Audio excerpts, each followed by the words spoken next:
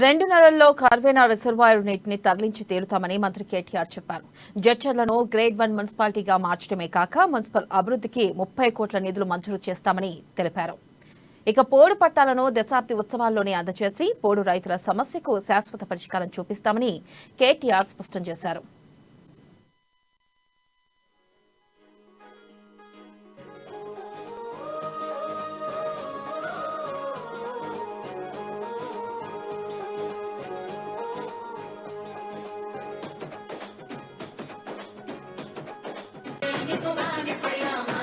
ఇక్కడికి వచ్చిన తర్వాత లక్ష్మారెడ్డి గారి నాయకత్వంలో 560 డబుల్ బెడ్రూమ్ ఇళ్లు ఇవాళ పేదలకు అందించే కార్యక్రమానికి మంచి కార్యక్రమాలు 3 కార్యక్రమాలు మృగశిర కార్తె నాడు మరి మంచి రోజు చేసుకున్నందుకు చాలా చాలా సంతోషంగా ఉంది.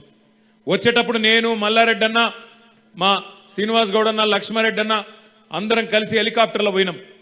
వస్తుంటే పైనుంచి చూస్తుంటే ఈ ఎర్రటి ఎండాకాలంలో ఒక్కటంటే ఒక్క చెరువు కూడా ఇవాళ నిండని పరిస్థితి కానీ నిండు కుండలాగా లేని పరిస్థితి కానీ ఎక్కడా కూడా లేదు.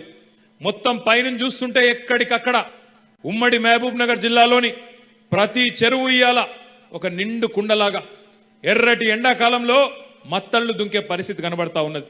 వస్తా ఉంటే లక్ష్మారెడ్డి గారు చూపెడతా ఉన్నారు, సార్ నన్ను చాలా ఇబ్బంది పెట్టిండు చాలా మంది మా ప్రతిపక్ష పార్టీ వాళ్ళు, ఈ ఉద్దండాపూర్ రిజర్వాయర్ చూపెట్టిండు అన్న, ఇది చూడండి ఉద్దండాపూర్ అని చెప్పి చూపెట్టి అక్కడికి వెళ్ళి మళ్ళా హెలికాప్టర్ ఆయనకు చెప్పి పైలట్కి చెప్పి కరివేన దిక్కు తీసుకుపోయిండు. కరివేన కూడా చూపెట్టిండు. ఎందుకు చూపెడుతున్నావు లచ్చన్న ఈ రెండు అంటే ఆయన అన్నది ఒకటే, అన్న మొన్ననే ముఖ్యమంత్రి గారు నాగర్ కర్నూలులో చెప్పినారు, ఉద్దండాపూరు కరివేన నిండితే 1,44,000 ఎకరాలకు నా నియోజకవర్గంలో నీళ్లు రాబోతున్నాయి, మా రైతుల సంతోషాన్ని మీతో పంచుకుంటున్నారు.